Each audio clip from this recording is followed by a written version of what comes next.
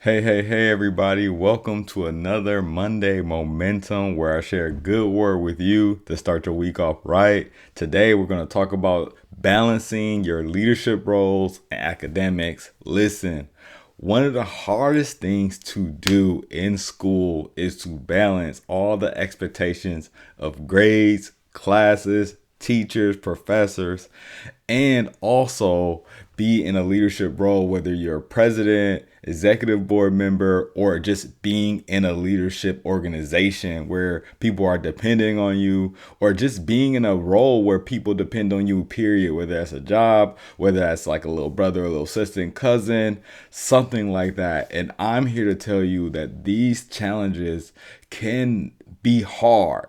They can literally throw you off your path, but it's not impossible to manage. And so, my goal is to help you take care of the things that you need to take care of so you can be on top of it all. One of the first tips I want to give you today is to time block. I need you to schedule your schedule all the way down to the last minute. And what I do is I help students audit their time all the way down to zero and then budget their time all the way down to zero. And so, what does that mean, audit your time? Like, I need you to write a list of everything that you're committed to. I mean, everything from school, so you got classes, you got studying, you got tests, you got exams, you got papers, you got to study, right? You got all these things that you got to get done.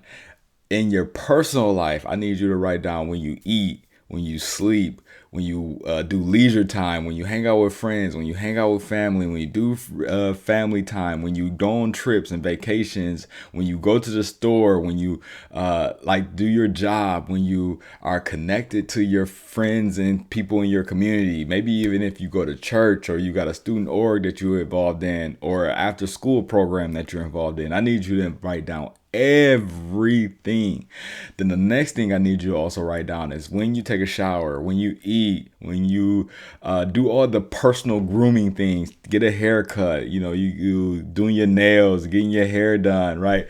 All of those things, I need you to write them all down and put them into a calendar. And as you put them into a calendar, I need you to block off where they are in your calendar. And so if you're in school from 7 to 3, then that's school time, right? And then after school, what are you doing? Are you in practice? Are you going home? What's your travel time to practice? What's your travel time to home? I need you to know all of the things that you are committed to. Do you go to the movies on every Friday? Do you watch a movie every Friday night with your family? Like, what are all the things that you do for yourself? And you need to audit that. And so I want you to look at all the things that you are involved in over the week.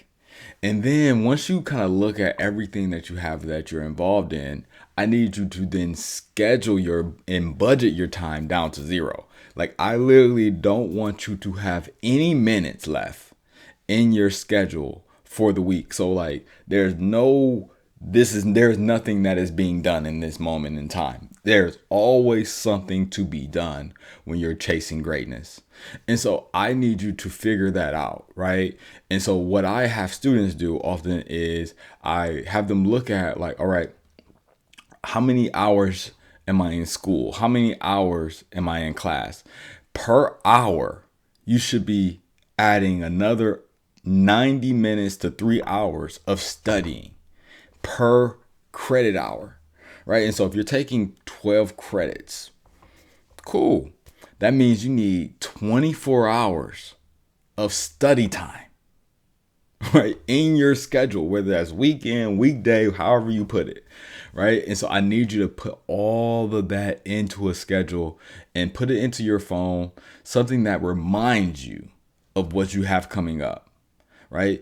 And then if you have exams that's coming up, I need you to build in specific study time for that exam, right? And so if I got an exam coming up in 2 weeks, then I got to cover 4 chapters. So that means I need to cover 2 chapters per week. And so I need to write into my schedule over the next 7 days that I'm covering half this chapter this day, half the chapter another day, half the chapter another day, half the chapter another day, to then get to my 2 chapters. And then you do the same thing the next week. I need you to do this. I need you to get serious about this if you're serious about your greatness, right? The second tip I want you to do is I need you to prioritize all of the tasks that you have for each week, right? And so, of course, if you're like, I want to get a scholarship to college, or I have a scholarship that I need to maintain in college, or if you're an athlete and you're like, I want to get a scholarship to an athletic program, or I have to maintain my athletic scholarship in my program, I need you to put all the things that are important to your athletic scholarship or your scholarship to make sure that you keep it or get it, right? And so for academic scholarship, maybe you need to maintain a 4.0. In order for you to maintain a 4.0, you need to be on a strict study schedule every day, not every week, not every month, every single day. You're going to be on a strict study schedule that's going to help you look at everything that you have coming up. If you're athletic scholarship, right, or you're trying to get an athletic scholarship, I need you to be on a workout regimen and a academic studies regimen every single day, right? And so after practice, you work out for an extra hour, right? After that extra hour, you get cleaned up, you go straight to study tables, or you go straight to studying for 2 hours, right? And prioritizing the classes, I like to do it where I prioritize my hardest assignments first so that I get those out the way. So then I can end my day on something easy. But I know a lot of people who do it opposite, where they start their day with the easy task because it's like kind of they're getting the ball rolling, and then they end with the hardest stuff. And so you get to decide, but I'm going to give you that tip to make sure that you have an amazing time balancing those leadership and academic responsibilities. Next thing, you need to communicate boundaries. Listen, one of the things that get people off their rocker the most is not following the schedule that they put together, right? And what that means is somebody can get that time when they call you, text you, reach out to you, come to your room, right?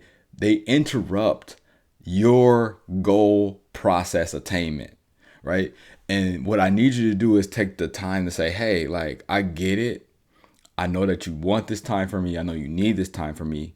But in order for me to be the best that I can in this role, also to be the best that I can in school, I need this time to be blocked off for just me. And then I'll get with you after this time or after this date. Overcommitting is one of the worst things that a student leader can do. You literally put yourself in a position where you say yes to everybody when it's a no to you, right? And for you, I need you to say yes to yourself and no to everybody else more. And doing that, make sure that you don't overcommit, which doesn't make sure that you don't have too much on your plate, that you don't give too much to too many people, that you don't leave no energy for you to live the life that you want to live, right? And so I need you to focus in on communicating your boundaries, whether that's to friends, family. Sometimes we even got to communicate our boundaries to our parents, and that might be hard, but let them know that communicating this boundary to you is only so that we can make our lives better for the future, whether that means I'm going to get this academic or athletic scholarship, right? Or that means that I'm going to be in this role, with this leadership role, where I get access to community leaders that's going to give me opportunities for more scholarship money, right? Those things matter. The last thing I need you to know is that self-care is non-negotiable. For all of us, relaxing is not a luxury, it's a necessity.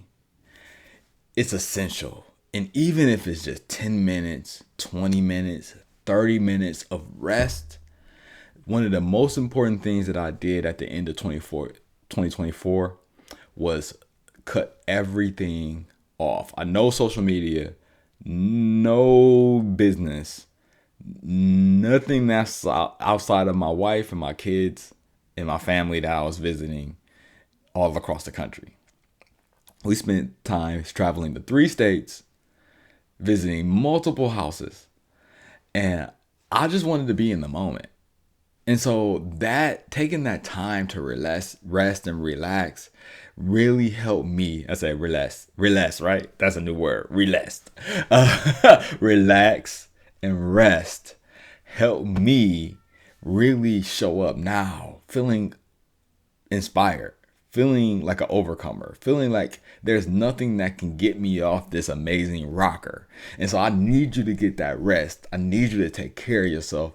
And so whatever that looks like, if that's quiet time, if that's meditation, if that's going out, if that's going on a trip, if that is going to dinner, that's going to breakfast, if that's cooking and cleaning, that's straightening up your space to make sure that you're ready for the new year. Whatever it is, I need you to make sure that you are taking the time you can to take care of yourself. Again, if these were great tips, share more tips that you use to balance your leadership roles and your academics and your life. Share some tips in the comments. If this was great for you, share this video with anybody, right? Like and subscribe if you're new to this channel. And I look forward to seeing you have an amazing 2025. Happy New Year. And of course, as always, keep doing the good work.